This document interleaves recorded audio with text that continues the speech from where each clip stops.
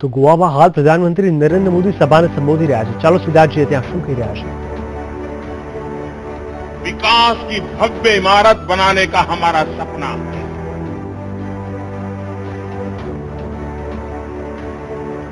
कुछ महीने पहले एक मैगजीन ने पूरे देश का सर्वे किया और उन्होंने पाया कि हिंदुस्तान में जितने भी छोटे राज्य हैं, उन छोटे राज्यों में चमकता हुआ कोई सितारा है तो गोवा प्रदेश है. चाहे शिक्षा का मामला हो, सोशल इंफ्रास्ट्रक्चर की पहल हो, इंफ्रास्ट्रक्चर के काम हो, गोवा सरकार ने हिंदुस्तान के सिर्फ छोटे नहीं, बड़े बड़े राज्यों को भी सबक सीखने के लिए प्रेरित किया है. ये काम गोवा ने करके दिखाया.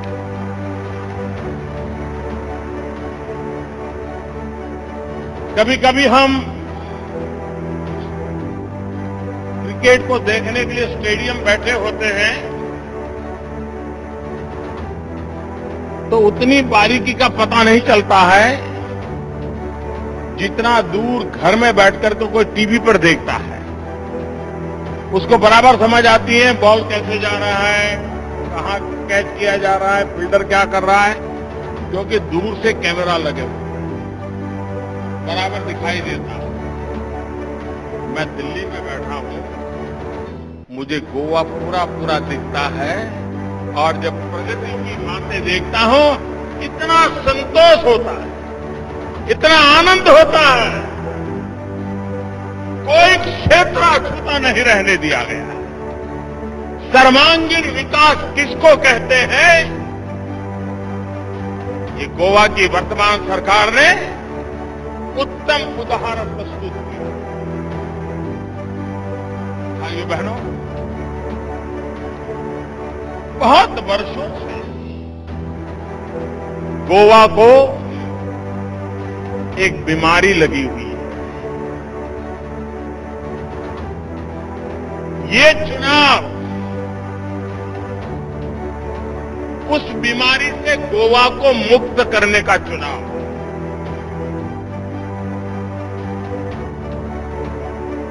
कौन सी बीमारी है? सबसे बड़ी बीमारी है अस्थिरता. अस्थिरता ने राजनीतिक उठापटक ने, राजनीतिक खरीद बिक्री ने गोवा की सारी बातों को पीछे रख दिया. आप कल्पना कर सकते हैं, जरा याद करें पुराने लोग, 90 से 2000 का कालखंड, 10 साल में गोवा ने 1 डजन से ज्यादा मुख्यमंत्री देखे. 10 साल में 1 डजन से ज्यादा मुख्यमंत्री. 10 साल में ज्यादा से ज्यादा 2 हो सकते हैं. जब भी चाहो सरकार इसी बात में व्यस्त थी कि अगला शपथ समारोह कब हो. और इसने गोवा को बहुत पीछे छोड़ दिया. और कांग्रेस को अस्थिरता बड़ी सूट कर जाती थी, क्योंकि अस्थिरता के नाम पर वो लोगों को कहते थे, इधर अस्थिरता के नाम पर खरीद बिक्री चलती थी, अब जनता को समझाते थे नहीं क्या करे भाई, अब केंद्र सरकार है, दिल वाले मानते नहीं है, इसलिए कुछ काम होते नहीं है, बच जाते थे. बड़ी मुश्किल से 5 साल पहले आपने स्थिर सरकार देने का एक प्रामाणिक प्रयास किया. गोवा के नागरिक इस बात को समझ गए, लेकिन फिर भी कुछ कमी रह गई.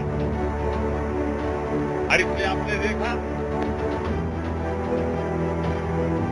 अपने स्वार्थ के खातिर आखिर में भागी गए। भाइयों बहनों, गोवा इस बात की अब गलती न करे, पूर्ण बहुमत दे, कंफर्टेबल मेजोरिटी दे।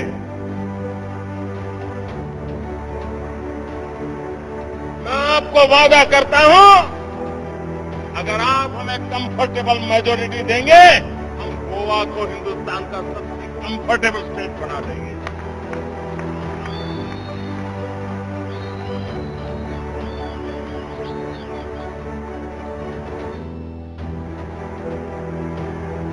आज पूरे देश में केंद्र में जो सरकार है वो टूरिज्म पर बल दे रही है। और लोगों को लगता था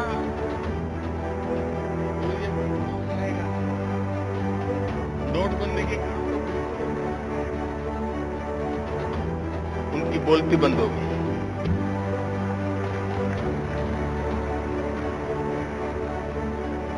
दिवाली के बाद भी टूरिज्म में बढ़ोतरी होती है।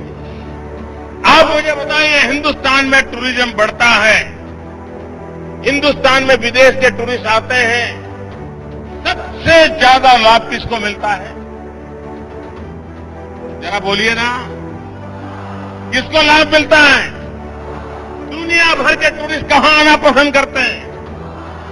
ये इसलिए संभव है क्योंकि गोवा की हमारी सरकार ने टूरिज्म को केंद्र में रखते हुए इंफ्रास्ट्रक्चर का निर्माण किया है, और दिल्ली की भारत सरकार ने वीजा नियमों में ऐसा बदलाव किया है कि बहुत आसानी से टूरिस्टों को आने की सुविधा हो गई।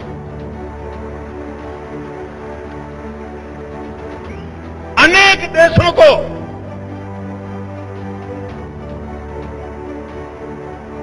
अराइवल वीजा देने की शुरुआत कर दी, अनेक देशों को ऑनलाइन ई वीजा देने की जरूरत कर दी। टूरिस्ट को यह सुविधाएं अच्छी लगती है, और इसका सीधा सीधा लाभ अगर किसी ने उठाया है तो गोवा की जनता ने, गोवा की सरकार ने उठाया है। और आने वाले दिनों में भी टूरिज्म के लिए पहले क्या होता था, सिर्फ टीवी पे एडवर्टाइजमेंट आ जाए तो उनको लगता था कि टूरिज्म बढ़ जाएगा। अब हिंदुस्तान में ही आप एडवर्टाइजमेंट दिखाते रहोगे, कलाकारों को ला करके तो दिखा दोगे, तो विदेश का टूरिस्ट आएगा क्या? ये पुरानी सरकार इस बात की समझ नहीं थी। वो यहां पर टीवी पे खर्चा करते थे। अगर टूरिज्म बढ़ाना है तो विदेशों में ताकत लगानी होती है, विदेशों से आने वाले लोगों की संख्या बढ़ानी होती है, विदेशों से आने वाले लोगों को प्रेरित करना होता है। हमने हमारा पूरा फोकस सरकार की इस नीति को बदल दिया, और टूरिस्ट कैसे ज्यादा आए, विदेश के टूरिस्ट कैसे आए, उस पर बल दिया, और राज्यों को प्रेरित किया कि जो आए वो ज्यादा दिन रुके कैसे, इसके लिए आप काम करो। ऐसा मेलजोल के साथ चल रहा है कि आज देश में टूरिज्म तेज गति से बढ़ रहा है, और उस टूरिज्म का लाभ सबसे ज्यादा गोवा को मिलता है। टूरिज्म एक ऐसा क्षेत्र है जिसमें सबसे कम पूंजी निवेश के भी आगे बढ़ाया जा सकता है। कम इन्वेस्टमेंट में ज्यादा रोजगार की संभावना टूरिज्म में होती है। हर कोई कमाता है, रिक्शा वाला कमाएगा, गेस्ट हाउस वाला कमाएगा, नावा वाला कमाएगा, टूरिस्ट गाइड कमाएगा, चाय बेचने वाला कमाएगा, बिस्किट बेचने वाला कमाएगा, चने ममरे बेचने वाला कमाएगा, गरीब से गरीब आदमी कमाता है। और इसलिए गोवा के आर्थिक उन्नति के लिए सबसे ज्यादा तो लोगों को रोजगार देने के लिए हम टूरिज्म को बढ़ावा देने की दिशा में राज्य सरकार के साथ कंधे से कंधा मिलाकर के हम प्रयास कर रहे हैं। व्यवस्था के लिए ब्रिज बनना वो स्वाभाविक बात है, लेकिन क्या कारण है कि 10 साल दिल्ली में ऐसी सरकार बैठी थी कि जिसको गोवा में एक भी ब्रिज बनाने में रुचि नहीं, रोड़े अटकाने में लगे हुए थे। अगर गोवा में उपयुक्त इंफ्रास्ट्रक्चर नहीं होगा, छोटे सा राज्य सिकुड़ करके रह जाएगा, विकास की संभावनाएं धीरे धीरे कम हो जाएगी। लोगों को यहां से हट करके कहीं कर्नाटक, कहीं महाराष्ट्र जाने के लिए मजबूर होना पड़ेगा। अगर ये रिवर्स ट्रेन चालू हो गया तो गोवा के भाग्य का होगा, क्या होगा? इन बातों को ध्यान में रखते हुए हमने ब्रिज को भी प्राथमिकता दी और हमने ये भी तय किया कि और शहर में जो ब्रिज बनते हैं और राज्य में जो ब्रिज बनते हैं वे, और गोवा में जो ब्रिज बने वो, उसमें आसमान जमीन का अंतर होना चाहिए। यहां हर चीज ऐसी बननी चाहिए जो टूरिस्ट के लिए आइकॉनिक हो। यहां सिंपल चीजें नहीं चल सकती, क्योंकि हमें टूरिज्म को बढ़ावा देना है। और इसलिए जुवारी पुल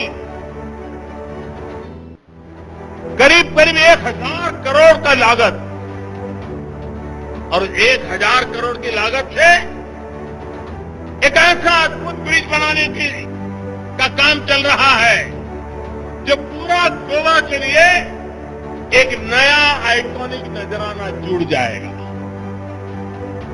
टूरिस्ट के लिए आकर्षण का केंद्र बनेगा, गोवा वासियों के लिए सुविधा का आधार बन जाएगा। भाइयों बहनों, मैं आज गर्व से कह सकता हूं, पिछले 50 वर्ष की सब सरकारों ने, केंद्र सरकारों ने 50 साल में जितनी मदद की है उससे ज्यादा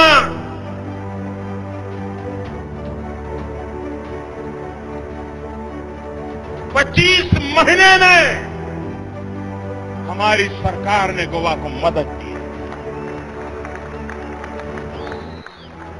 आप कल्पना कर सकते हैं, एक तरफ 50 साल का टोटल और दूसरी तरफ 25 महीने का टोटल। ये गति है हमारी, ये हमारी दिशा है। और इसलिए भाइयों बहनों,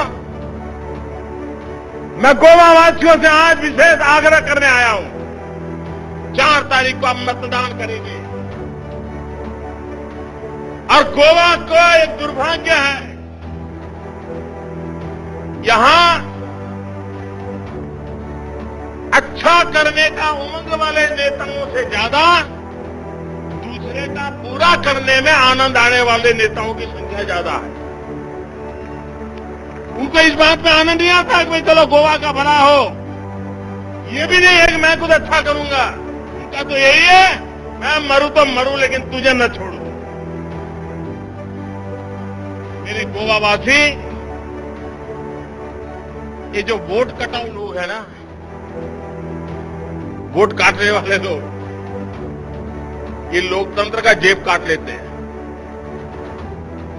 ये लोकतंत्र के जेब कतरे हैं, और लोकतंत्र के जो जेब कतरे होते हैं वो किसी के लिए भला नहीं चाहते हैं, वो सिर्फ वोट काट करके लोकतंत्र की जेब काट लेते हैं और लोकतंत्र को नीचा दिखाने का, लोकतंत्र को वीक करने का प्रयास करते हैं।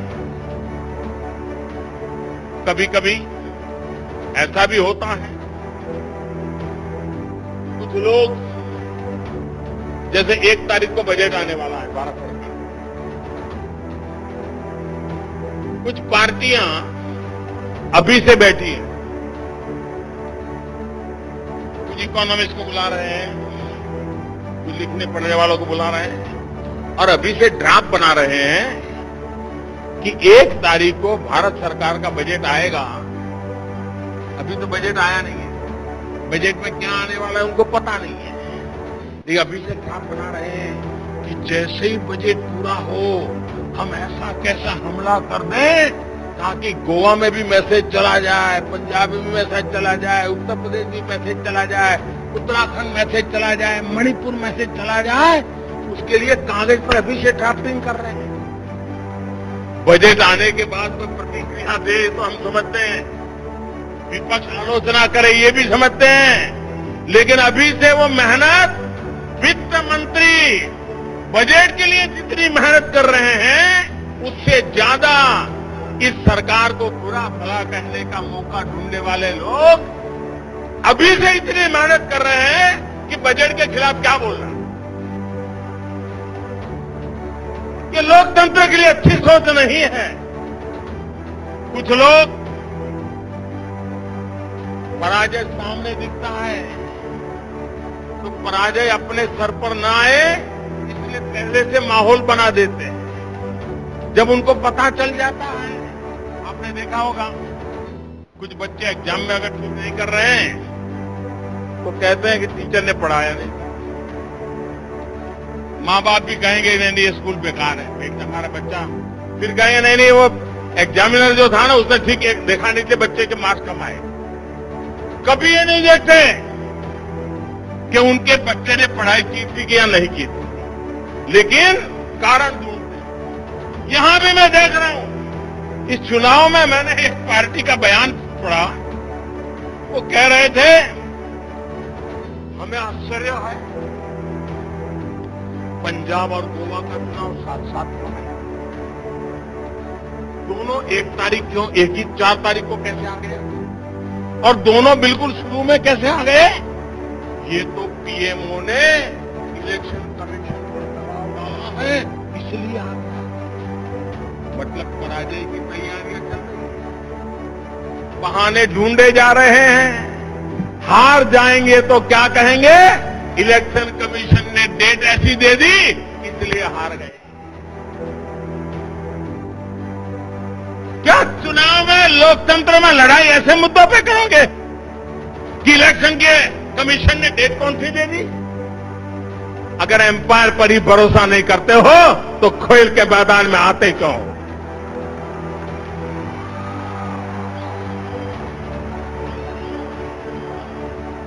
लोकतंत्र है, हमें व्यवस्थाओं को स्वीकार करना होता है, व्यवस्थाओं के प्रति आस्था बढ़ानी होती है। अगर व्यवस्थाओं पर आस्था तोड़ देंगे तो सामान्य व्यक्ति का विश्वास दिख जाएगा। लेकिन भाइयों बहनों, राजनीति को इतने नीचे स्तर पर ले जाने का प्रयास हो रहा है कि जिसके कारण सार्वजनिक जीवन के मूल्य, उसको गिराने के लिए कुछ लोगों को गौरव महसूस हो रहा है। भाइयों बहनों, आप मुझे बताइए, हिंदुस्तान की जनता समझदार है कि नहीं है? मुझे बताइए, समझदार है कि नहीं है? समझदार है कि नहीं है? सबके सब चुनाव में देश के हर कोने में कांग्रेस की विदाई क्यों हो रही है, पिटाई क्यों हो रही है? समझदार है कि नहीं लोग? जो समझ हिंदुस्तान के हर नागरिक को है उससे ज्यादा समझ गोवा के नागरिकों को है।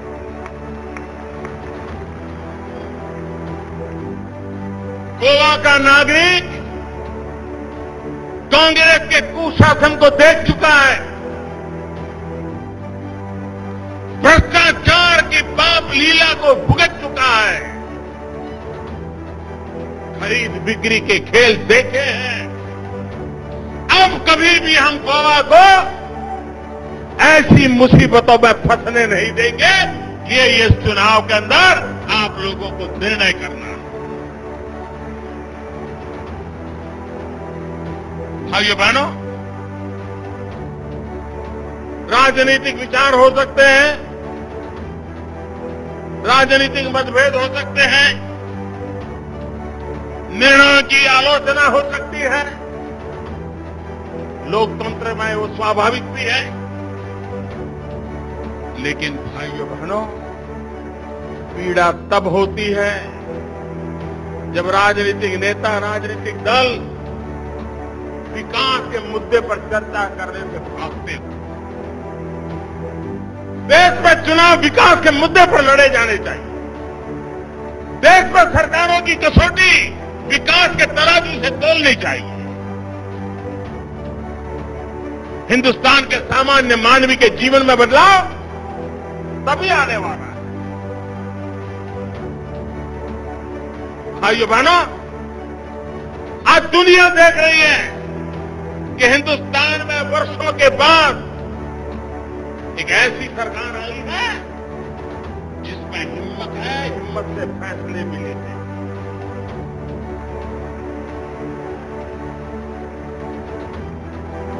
आप मुझे बताइए, पूरी दुनिया में, मैं आपसे जवाब चाहता हूं, आज पूरी दुनिया में हिंदुस्तान का जय जयकार हो रहा है कि नहीं हो रहा है? हिंदुस्तान का जय जयकार हो रहा है कि नहीं हो रहा है? अमेरिका में हो रहा है कि नहीं हो रहा है?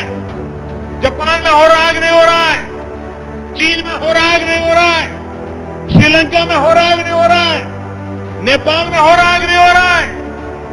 भाइयों बहनों, ये जय जयकार क्यों हो रहा है? क्या कारण है? क्या कारण है जय जयकार हो रहा है?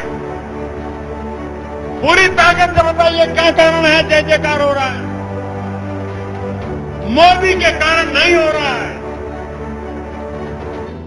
ये जय जयकार हो रहा है 125 करोड़ हिंदुस्तान वासियों ने 30 साल के बाद पूर्ण बहुमत वाली सरकार चुनी।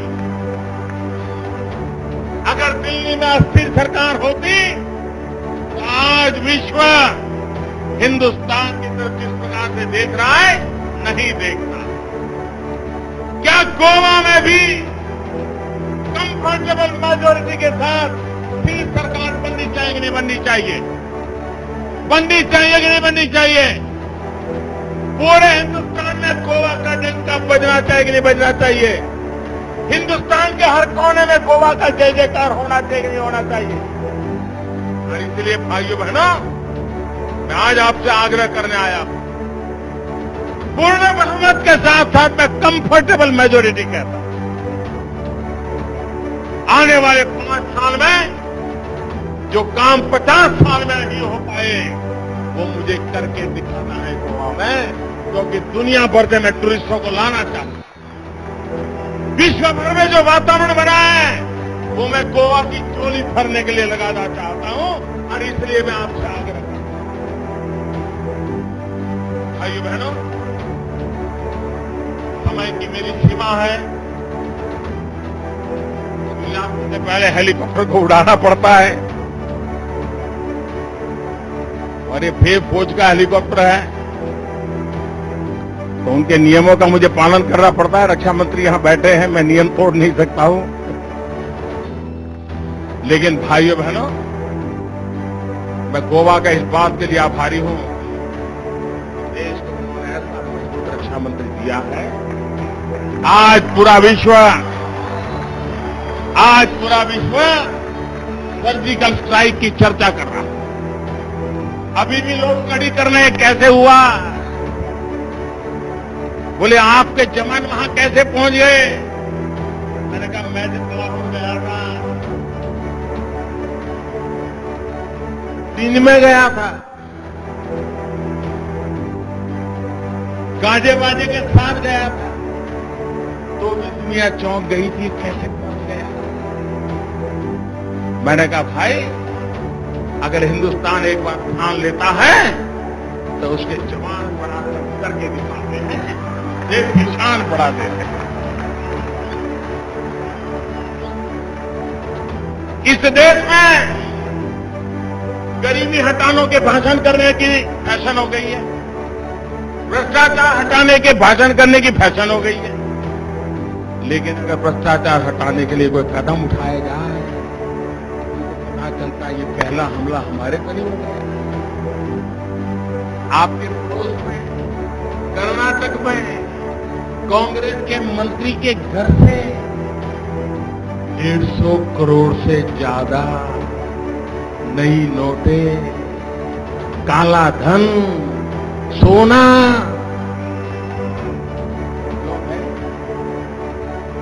आपने देखा होगा। कर्नाटक सरकार को कोई परेशानी नहीं है, होगा रहता है। उस मंत्री को अभी तक इस्तीफा भी नहीं दिया गया, उस मंत्री के खिलाफ नोटिस भी नहीं दी गई है। क्या आप ऐसे भ्रष्टाचार को गोवा में लाना चाहते हो? ऐसे पनपाना चाहते हो? उदाहरण बहुत काफी होते हैं। सारे देश में भ्रष्टाचार के खिलाफ मैंने एक मुहिम छेड़ी, और छोटा आदमी भ्रष्टाचार में लिप्त नहीं होता है। बड़े बड़े कत्तावर लोग होते हैं। ये मेरे पर जो जुल्म हो रहा है ना, ये जुल्म इसी बात का हो रहा है कि मेरे से उनको परेशानी हो रही है। 70 साल तक जो जमा किया है वो मोदी निकाल रहा है, इसलिए परेशानी हो रही है। भाइयों बहनों, ये सरकार गरीबों के लिए है। गरीबी से मुक्त हिंदुस्तान बनाने के लिए एक के बाद एक ठोस कदम उठाए जा रहे हैं ताकि गरीब की जिंदगी में बदलाव आए। और इसलिए भाइयों, हमारे कदम कठोर होंगे, लेकिन देश की भलाई के लिए होंगे, राजनीतिक स्वार्थ के लिए नहीं होंगे। देश को भ्रष्टाचार से मुक्त कराने के एक ईमानदार प्रयास का हिस्सा होंगे। और इसलिए मैं आज गोवा वासियों से अनुरोध करने आया। 4 तारीख को मतदान है,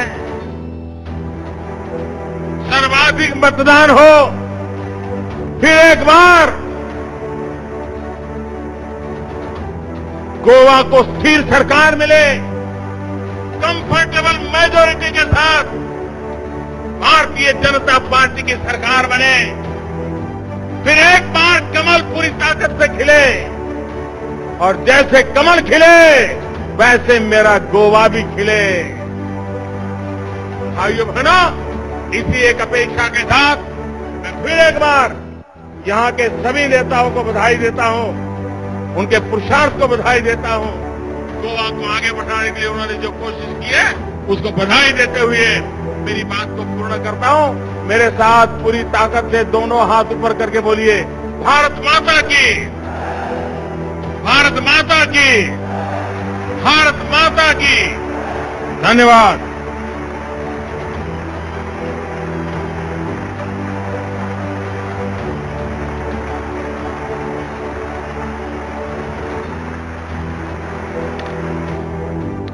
તો આ હતા વડાપ્રધાન નરેન્દ્ર મોદી કે જે ગોવાથી સંબોધી રહ્યા હતા અને ખાસ કરીને આગળના સમયમાં જે કોઈ પણ ઇલેક્શન્સ આવી રહ્યા છે તેને લઈને તેમણે ભાષણ કર્યું અને ઘણા બધા મુદ્દાઓને તેમણે આવરી લીધા હતા।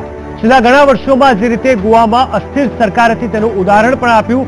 સાથે સાથે ભાજપની સરકારે, કેન્દ્ર સરકારે છેલ્લા 25 મહિનામાં કેટલી અને કેવા પ્રકારની મદદ ગોવાને પહોંચાડી છે તેની કમ્પેરિઝન પાછલા 30 વર્ષમાં અત્યાર સુધીમાં કઈ કઈ સરકારે કેટલી કરી તેની સાથે કરી અને હાલની કેન્દ્ર સરકાર આગળના સમયમાં પણ ગોવા માટે શું કરી શકે છે તેને લઈને પણ ચિત્ર સ્પષ્ટ કર્યું હતું।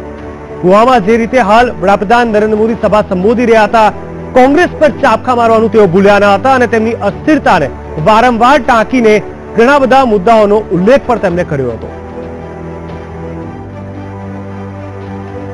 2017 નું વર્ષ ઘણું જ મહત્વપૂર્ણ છે। જે રીતે એક બાદ એક વિધાનસભા ઇલેક્શન્સ આવી રહ્યા છે, ક્યાંક ને ક્યાંક ઘણા બધા મુદ્દાઓ, ખાસ કરીને છેલ્લા 2.5 વર્ષ અને જે નોટબંધીનો મુદ્દો છે તે પણ ઘણો જ મહત્વપૂર્ણ રહ્યો છે, ત્યારે તેની કયા કયા રાજ્યમાં કેવા પ્રકારની અસર થઈ છે તેને લઈને પણ કોઈ ને કોઈ રીતે કહી શકાય કે સરકાર ડરેલી છે, પરંતુ પોતાની રીતે સરકાર સ્પષ્ટતા આપવાનું બિલકુલ નથી ચૂકતી અને સતત લોકોને અહેસાસ કરાવવાની કોશિશ કરી રહી છે કે નોટબંધીની કોઈ જ નેગેટિવ ઇફેક્ટ નથી અને સતત તમામે તમામ પ્રકારના જે કોઈ પણ સ્ટેટ છે ત્યાં તેની પોઝિટિવ અસર જોવા મળી છે. ગોવા જે રીતે લોકો ત્યાં અવર જવર કરતા હોય છે, ટુરિસ્ટ માટે ખાસ ફેમસ ગણાય છે, પરંતુ મોદીએ તે પણ ઉલ્લેખ કર્યો કે નોટબંધી બાદ એટલે કે નવેમ્બર બાદ પણ ટુરિસ્ટોનું અવર જવરમાં કોઈ જ પ્રકારનો ઘટાડો નથી થયો. એ પણ સ્પષ્ટ સૂચવે છે કે લોકોની પૂરેપૂરી સહેમતી છે.